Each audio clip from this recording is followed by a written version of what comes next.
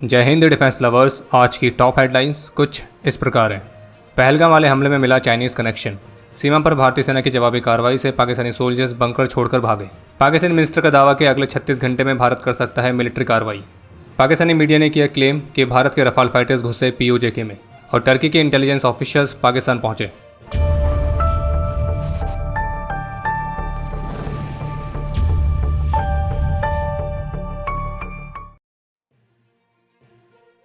LOC पर लगातार 6 रातों से पाकिस्तान द्वारा सीज फायर का उल्लंघन जारी है और कल रात को भी नौशेरा, सुंदरबनी और अखनूर सेक्टर्स में भी एलओसी के साथ सीज फायर का उल्लंघन किया गया है। और अब एलओसी के साथ साथ कल पाकिस्तान ने परगवाल सेक्टर में अंतर्राष्ट्रीय सीमा पर भी सीज फायर का उल्लंघन किया है। और जबकि मीडिया रिपोर्ट्स के मुताबिक पाकिस्तान द्वारा जो लगातार अनप्रोवोक्ड सीज फायर वॉल्यूशंस किए जा रहे हैं, तो उसी को डिस्कस करने के लिए कल भारत और पाकिस्तान के मिलिट्री ऑपरेशंस के डायरेक्टर जनरल्स ने हॉटलाइन पर बात करी थी। और डिफेंस सोर्सेज के मुताबिक इस दौरान एलओसी के साथ पाकिस्तानी आर्मी जो लगातार अनप्रोवोक्ड तरीके से फायरिंग कर रही है, तो उसके खिलाफ भारत ने पाकिस्तान को वार्न किया है। इसके अलावा जैसे कि तय था, आज कैबिनेट कमेटी ऑन सिक्योरिटी की दूसरी महत्वपूर्ण मीटिंग कंडक्ट की गई है और जिसमें सिक्योरिटी सिचुएशंस की समीक्षा की गई है। और जब से पहलगाम वाला हमला हुआ है, तो उसके बाद से सीसीएस की दूसरी महत्वपूर्ण मीटिंग है। इसके अलावा ये भी स्पष्ट हो गया है कि मॉस्को के विक्ट्री डे परेड में भारतीय प्रधानमंत्री इस बार शामिल नहीं रहेंगे, बल्कि उनके बदले भारत को रिप्रेजेंट करेंगे भारत के रक्षा मंत्री श्री राजनाथ सिंह। बाकी पहलगाम वाले हमले की जांच के तहत जो विटनेसेस थे, उनसे इकट्ठा की गई जानकारी के आधार पर भारत की सिक्योरिटी एजेंसीज को इस हमले को अंजाम देने वाले सुअरों के बारे में कुछ नई जानकारियां भी प्राप्त हुई हैं। और अब इस पहलगाम वाले हमले में पाकिस्तान की मुख्य भूमिका के साथ साथ चाइनीज़ कनेक्शन भी देखने को मिला है, क्योंकि रिपोर्ट्स के मुताबिक इन्वेस्टिगेटिव एजेंसीज ने हमले वाली साइट से चाइनीज़ डिवाइसेस को भी रिकवर किया है। हालांकि इस बात का खुलासा आगे की इन्वेस्टिगेशन में ही हो पाएगा कि इस हमले में चीन ने किसी तरह से पाकिस्तान को सपोर्ट किया था या नहीं।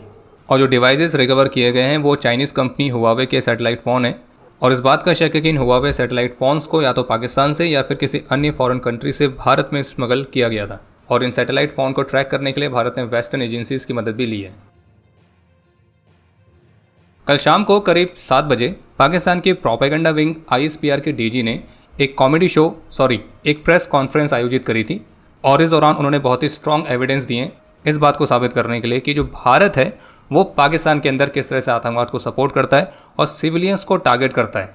और ये जो स्ट्रॉन्ग एविडेंस पाकिस्तान ने शेयर किए हैं, तो उनमें व्हाट्सएप चैट्स और कुछ वॉइस नोट्स हैं।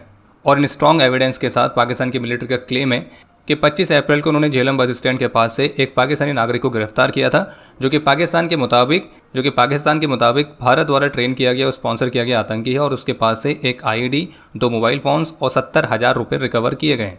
और फिर वो तो ये भी क्लेम कर रहे हैं कि उसके घर से इन्वेस्टिगेशन में इंडियन ओरिजिन का ड्रोन मिला है, और वो भी 1 मिलियन रुपीज़ कैश के साथ। पाकिस्तान के डीजी आईएसपीआर का कहना है कि फॉरेंसिक एनालिसिस में जो मटेरियल्स रिट्रीव हुए हैं, तो वो अनडिनाइबल एविडेंसेस को शो करते हैं और जिसे कोई भी क्रेडिबल इंडिपेंडेंट एजेंसी एग्जामिन कर सकती है।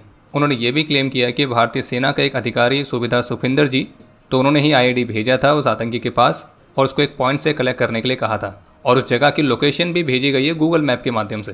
और डीजी आईएसपीआर ये कह रहे हैं कि भारत के जो ऑफिसर्स हैं, उन्होंने दहशतगर्द माजिद को हायर किया और फिर सुविधा सुखविंदर जी ने उस माजिद को गाइड किया कि उसको आईडी कहाँ से पिक करना है और कहाँ छोड़ना है।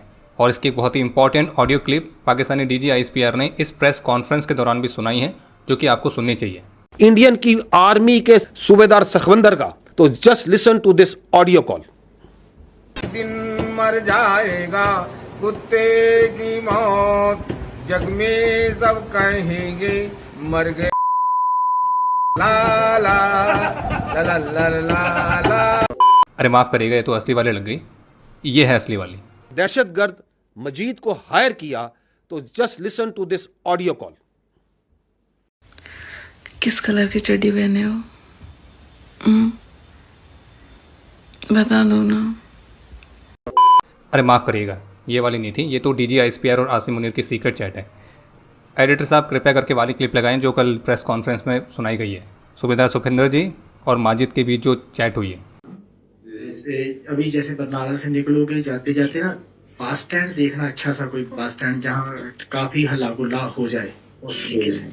सही है, ठीक है ना, नजर मार लेना तुमको भी इजी हो जाए और जल्दी हो जाए और आप भी निकल जाओ। तो बस स्टैंड पब्लिक एरिया पक्का देखना। नहीं, इस बार ये आइडिया जो है वजन तो ज्यादा है इसका।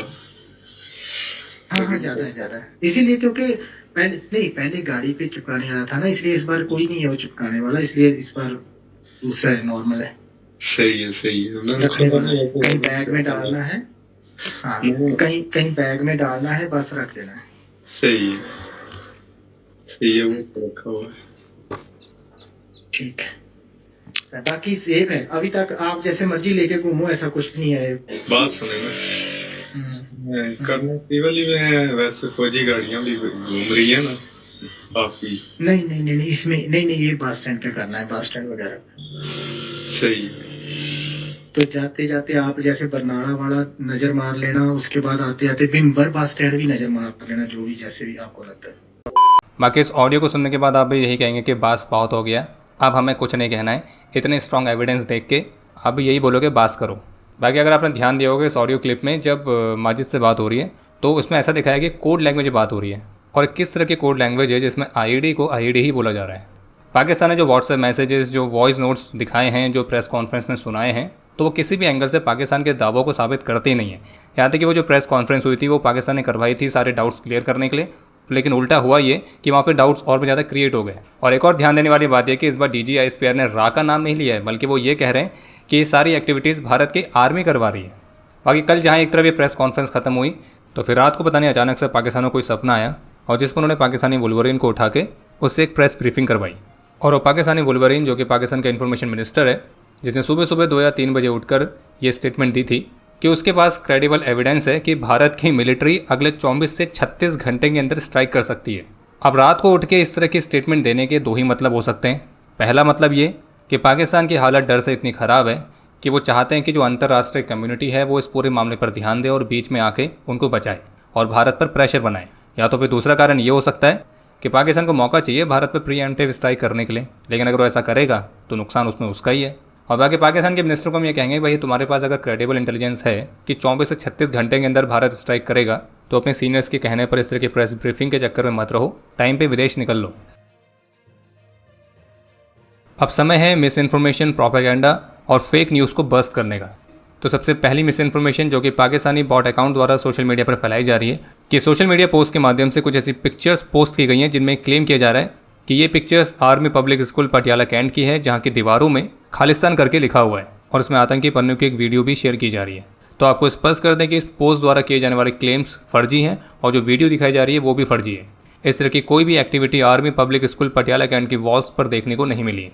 इसके अलावा पहले सोशल मीडिया और फिर उसके बाद कुछ मीडिया रिपोर्ट्स भी देखने को मिली जिनमें यह क्लेम किया गया कि भारत के शौर्य चक्र से सम्मानित कांस्टेबल मुदस्सिर अहमद, जो कि जम्मू कश्मीर पुलिस में थे और मई 2022 में आतंकियों का मुकाबला करते हुए वीर गति को प्राप्त हुए थे। तो मीडिया रिपोर्ट्स में क्लेम किया गया कि कांस्टेबल मुदस्सिर अहमद की जो माताजी हैं शमीमा अख्तर, तो उन्हें भी पहलगाम हमले के बाद पाकिस्तान में डिपोर्ट किया जा रहा है। लेकिन ये दावा पूरी तरह से गलत है और जम्मू कश्मीर पुलिस ने भी इन सभी रिपोर्ट्स को फॉल्स और बेसलेस बताया है। और साथ ही पब्लिक और मीडिया से आग्रह किया गया कि इस तरह की मिस इन्फॉर्मेशन फैलाने से बचें और केवल वेरीफाइड इन्फॉर्मेशन को ही अपने हैंडल्स में पब्लिश करें। इसके अलावा जो तीसरा बड़ा प्रोपेगेंडा रन कराया जा रहा है वो है इजराइल को लेकर, और जिस हिसाब से इजराइल ने भारत के एक्शंस में अपना फुल सपोर्ट दिखाया है, अब पाकिस्तान चाह रहा है कि भारत और इजराइल के बीच किसी तरह से दरार पड़े। और इसी प्रोपेगेंडा को अंजाम देने के लिए पाकिस्तान के जो बॉट अकाउंट्स हैं तो उन्होंने सोशल मीडिया पर कुछ ऐसे पोस्ट करने शुरू किए कि इजराइल की एम्बेसी ने भारत के विदेश मंत्रालय के सामने औपचारिक रूप से डिप्लोमेटिक प्रोटेस्ट को इशू किया है, क्योंकि 6 पैरा SF के कमांडिंग ऑफिसर ने इजराइल डिफेंस फोर्सेस की वुमेन सोल्जर के साथ जम्मू रीजन में जॉइंट मिलिट्री एक्सरसाइज के दौरान अभद्रता करी थी। और इसी के साथ इजरायली एम्बेसी के नाम से एक फर्जी डॉक्यूमेंट भी पोस्ट किया गया। लेकिन पाकिस्तान का प्रोपेगेंडा रन नहीं हो पाया क्योंकि इजराइल की एम्बेसी ने खुद ही इस प्रोपेगेंडा को बस्ट कर दिया और एक क्लियर किया कि ये पूरी तरह से फेक न्यूज़ है, ऐसा कुछ भी नहीं हुआ है और ये कुछ और नहीं बल्कि बस भारत और इजराइल के बॉन्ड को नुकसान पहुँचाने का एक प्रयास है, लेकिन ये काम नहीं करेगा। बाकी जैसे कि हमने आपको बताया कि जो ये पाकिस्तान के कीबोर्ड वॉरियर्स हैं जो कि इस फेक प्रोपेगेंडा में लगे हुए हैं, तो वो जाहिल और गवार से कम नहीं है और इजराइल वाले प्रोपेगेंडा में तो बेसिक टेस्ट को भी पास नहीं कर पाए, क्योंकि इस डॉक्यूमेंट में पाकिस्तानी कीबोर्ड वॉरियर्स ने पहले वाले इजरायली राजदूत के सिग्नेचर कर दिए, मतलब जो अभी करंटली पोस्टेड है उनके नहीं किए, जो पहले थे उनके किए गए हैं। इसके अलावा पाकिस्तानी मीडिया की तरफ से क्लेम किया जा रहा है कि कल रात को भारत के 4 रफाल फाइटर्स POJK में घुसे थे, वहाँ रेकी करी और वापस चले गए। हालांकि इस क्लेम का आधार क्या है तो उसके बारे में तो ऐसा कुछ भी देखने को नहीं मिला है और ना ही भारत की तरफ से इस पर कोई ऑफिशियल कमेंट है, जबकि कुछ अनवेरीफाइड रिपोर्ट्स ऐसी भी हैं जो क्लेम कर रही हैं कि भारत के रफाल फाइटर्स पेट्रोलिंग कर रहे थे, लेकिन उन्होंने बॉर्डर के इस पार से ही पाकिस्तान के J-10C फाइटर्स को लॉक कर दिया था। बाकी इसकी सच्चाई क्या है उसके बारे में कुछ भी स्पष्ट रूप से नहीं कहा जा सकता है, लेकिन अगर पाकिस्तान की मीडिया क्लेम कर रही है कि भारत के 4 रफाल फाइटर्स पीओजे में घुसे, वहाँ रेकी करी और वापस चले गए, तो फिर तो उनको अपने एयरफोर्स से पूछना चाहिए कि भाई ऐसा कैसे हो गया। 2 दिन पहले तो वीडियो डाल के दिखा रहे थे कि पाकिस्तानी एयरफोर्स बिल्कुल हाईटेक इक्विपमेंट से लेस है, तो ये हाईटेक इक्विपमेंट कहाँ गए। पर खैर, पाकिस्तान में ऐसा होते रहता है, कभी मिसाइल घुस जाती है, कभी कमांडोज घुस जाते हैं, कभी मिराज घुस जाते हैं, और रफाल तो खैर फिर रफाल ही है। और हम फिर से स्पष्ट कर दें कि ये क्लेम केवल पाकिस्तान का ही है, भारत की तरफ से ऐसा कोई क्लेम नहीं किया गया। भारतीय रक्षा मंत्रालय ने 6 डिफेंस फर्म्स, जिनमें शामिल है Singapore technologies kinetics limited, Israel military industries limited, TS Kisan and co private limited, RK machine tools limited, Rheinmetall air defence और कॉरपोरेशन डिफेंस, तो ये 6 कंपनीज जिन पर 10 वर्षों तक के लिए बैन लगाया गया था, तो अब इसी बैन को 3 और वर्षों के लिए एक्सटेंड करने का फैसला लिया गया। इसके अलावा भारत सरकार ने नेशनल सिक्योरिटी एडवाइजरी बोर्ड को रिवैम्प किया है, और जिसके तहत भारत के external intelligence agency research and analysis wing यानी कि RNAW के फॉर्मर चीफ आलोक जोशी को इसके चेयरमैन के तौर पर नियुक्त किया गया है, और जबकि इसके अन्य मेंबर्स के तौर पर former western air commander air marshal PM Sinha, former southern army commander lieutenant general AK Singh, rear admiral Monty Khanna, IPS Rajeev Ranjan Verma, Manmohan Singh और IFS B वेंकटेश वर्मा इसमें मुख्य रूप से शामिल रहेंगे। इसके अलावा बॉर्डर पर से एक रिपोर्ट ये सामने आई है कि जब पाकिस्तान ने सीज फायर का उल्लंघन किया, तो उसके बाद जब भारतीय सेना ने जवाबी कार्रवाई करी है, तो वो इतनी ज़बरदस्त तरीके से की गई है कि अब पाकिस्तानी सोल्जर्स बंकर्स के अंदर छिप गए, यहाँ तक कि उन्होंने अपने झंडे तक उतार कर रख दिए। और इसी बीच पहलगाम हमले को अंजाम देने वाले सुअरों के संगठन TRF के प्रति पाकिस्तान का सपोर्ट देखने को मिला है।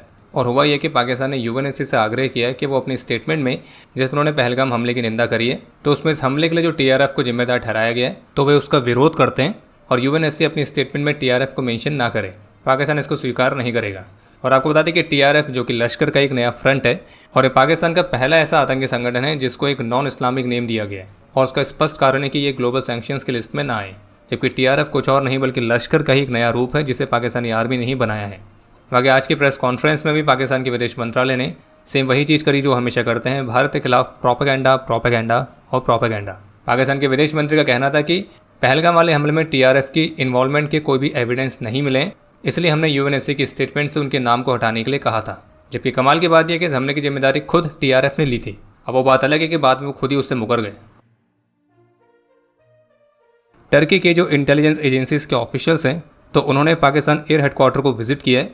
हालांकि इस विजिट का प्रमुख उद्देश्य क्या है, तो उसके बारे में स्पष्ट रूप से नहीं कहा जा सकता है, लेकिन इस बात की संभावना जताई जा रही है कि जो टर्की है वो पाकिस्तान की सहायता के लिए सैटेलाइट इमेजरी प्रोवाइड कर सकता है। इसके अलावा खैबर पख्तूनख्वा में पाकिस्तानी आर्मी और पाकिस्तानी पुलिस के बीच एक मेजर फेस ऑफ देखने को मिला है, जिससे पाकिस्तानी पुलिस के जो ऑफिशियल्स हैं वो पाकिस्तानी आर्मी के ऑफिशियल्स को अब्यूज़ करते हुए दिख रहे हैं, और जिसमें वो पाकिस्तानी आर्मी को ये भी कह रहे हैं कि तुम्हारे जनरल्स को भी हम अपनी बूट की नोक पर रखते हैं। और वहीं कल रात को पाकिस्तानी प्रधानमंत्री शहबाज शरीफ ने अपने ऑफिशियल एक्स हैंडल से इस बारे में जानकारी दी थी कि उन्होंने UN के सेक्रेटरी जनरल के साथ टेलीफोन पर कन्वर्सेशन करी है, और UN से आग्रह किया है कि जम्मू कश्मीर वाले मामले को सुलझाने के लिए वो अपनी भूमिका निभाए। और ये स्टेटमेंट फिर से दर्शाने के लिए पर्याप्त है कि डर का माहौल है। और जबकि न्यूज़ 18 की रिपोर्ट के मुताबिक इन सबके बावजूद पाकिस्तानी आर्मी हाई अलर्ट पर है, और जो वहाँ मौजूद आतंकी संगठन है उनको अपने साथ काम करने के लिए कह रही है, और सभी क्रूशियल एसेट्स को पाकिस्तानी आर्मी ने अनडिस्क्लोज लोकेशन पर मूव कराया है। और न्यूज़ 18 की रिपोर्ट के मुताबिक जितने भी आतंकी संगठन वहाँ पर मौजूद हैं, तो उनको पाकिस्तानी आर्मी की 10 कोर हैंडल करेगी, जिसमें 19 ब्रिगेड फॉर्मेशंस हैं, और इन सभी अलग अलग सुअरों के संगठनों को LOC पर पाकिस्तानी आर्मी के साथ लाया गया है। और ये भी कहा गया कि मसूद अजहर और हाफिज सईद जैसे जो सुअर हैं, तो उनको भी अननोन लोकेशन पर ले जाया गया है। बाकी अब समय है आज के इतिहास का।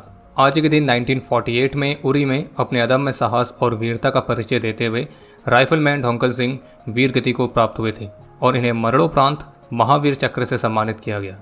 बाकी आपके लिए आज का प्रश्न है कि रफाल फाइटर्स में इस्तेमाल होने वाली सबसे एडवांस मिसाइल का नाम क्या है। और अब समय है आज के टॉप 3 कमेंट्स का, जो ये रहे आपकी स्क्रीन पर।